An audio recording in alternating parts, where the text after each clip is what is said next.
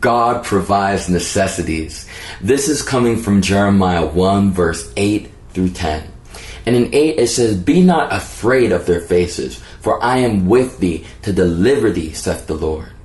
So immediately when you're in that position, you're in that job, you're in that place where you've been dreaming about, right? It almost seems like it's a mere dream, but it's real. All of a sudden you quicken yourself and say, whoa, this is really happening, right? And you get those feelings of being stuck again. It's like, all right, I finally woke up. I'm finally going to do this. I went for that interview. I got the job. Now I feel stuck. Everyone's looking at me. I'm afraid of their faces, right? It's like, I told them that I could do this. I told them that I will be that person that they've never seen before. I told them that I will meet and then exceed expectations. And what happens? You get afraid because now your words matter. But God reminds you, you didn't put those words in your mouth. I did. And I'm going to show you where he says that. In 9, it says, "Then the Lord put forth his hand and touched my mouth. And the Lord said unto me, Behold, I have put my words in thy mouth." You see that? He has put his words. He's going to give you the necessities, which means that whatever you speak is not because you were trying to boast yourself. It's not because you're just trying to get the job. It was because God put it there. The seed was already in there. Yes, you're speaking words of faith, but you have to remember that you're a child of faith, that you are a son of faith, that you are a daughter of faith. So what that means is that as we are empowered by faith, there's no need to fear their faces, right? And what do I mean by faces? Faces are mere thoughts, feelings about, and looks, appearances of what people show you, that they think about you, that they feel about you, right? And you have to put that behind you. The very fact that they're thinking about you should make you feel good, not make you afraid. It means that you're somebody. You know, you could go to so many places, events, right? You go to an event, and just because you bought a ticket doesn't mean that anyone's going to recognize you. But the very fact that someone recognizes you is the fact that God put you there. And you don't need to be afraid, because you know what? The same words that got you to that point, that got you that job, that got you that wife, that got you that home, is those words. God is going to put more words to develop and to establish and to fully plant you in the right place. And that's where we're going to next. It says 10, "See, I have this day set thee over the nations and over the kingdoms, to root out and to pull down and to destroy and to throw down, to build and to plant." You are becoming a builder. I know you're thinking you're just an associate. I know you're saying that you just graduated. You just have a new home. You just have, you're finally married, and you're not thinking anything about it. But now God has said, but you've been waiting. You've been asking for this blessing. And I gave it to you. But the thing is, when I give you life, I give you it more abundantly. So yes, I provide you with your necessities, but I'm not going to stop there.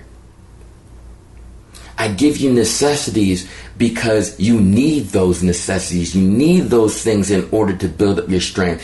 And as you see, and what you're going to learn, is that necessities are not in the materialistic things. In fact, it's in the internal, the spiritual, the emotional. Right? All of us, we ask that question to those people who look so confident. We say, how do you do it?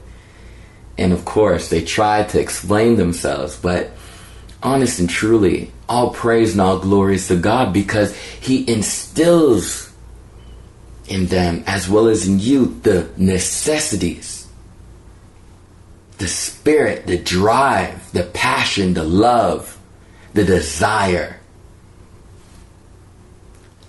And so when you do that, God is going to put you in places where you can make decisions, right? I don't care if you're flipping a burger.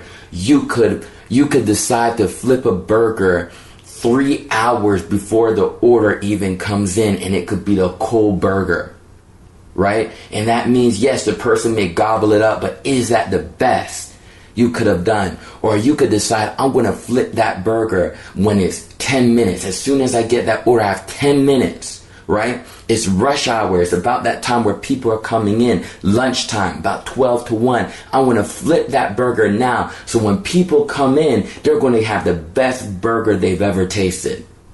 Yes, they're at a franchise. Yes, they're expecting that. But that doesn't mean that you have to give or be doing the least in order to get by. You may not feel as though people are looking at you. That doesn't mean it's true. They may come back and say, man, that was the best burger. It was hot. It was juicy. I want another one. Okay. They tell the manager. The manager, goes ahead and puts in the order, gets you another one. And in the background, he waits to the end of the shift and says, hey, man, we got a lot more sales because your burgers were the bomb. You were dishing them out. You were fast. You were efficient, and everything was great. Why? Because God has blessed you to be over the nations and over the kingdoms, to root out and to pull down, to destroy and to throw down and to build and to plant. I know people are saying, why are you doing it? Why are you working so hard? Why are you even trying? They're not even paying you that much. But what they don't understand is a seed got to be planted first. You didn't have that job. When you were home, when you were praying, when you were fasting, when you were pleading, when you were mourning, you didn't have the job. Now you not only have the job, but they're paying you.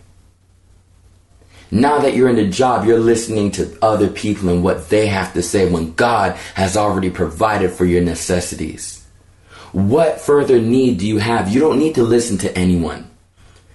Continue to listen to God. And he will continue to deliver time and time again. Whatever marriage problems you're going through. I know you got married. I know things are going great. And then bam, you hit a roadblock. And it seems like everything is a downward spiral. And you're wondering, why did I get married? Why did God give me this person? But you have to remember that he provided you with the necessities. And you now have to tap into the power. You have power over the nations, power over the kingdoms, power to root out, power to pull down, power to destroy, power to throw down, power to build, power to plant, power to forgive, power to love, power to forget, power to move on. If you don't exercise it, though, you're just a mere puppet in the equation. You're not making any real game-changing moves. Be that motivator. Be that inspirational leader. Be who God wants you to be. And stop making these excuses. God bless.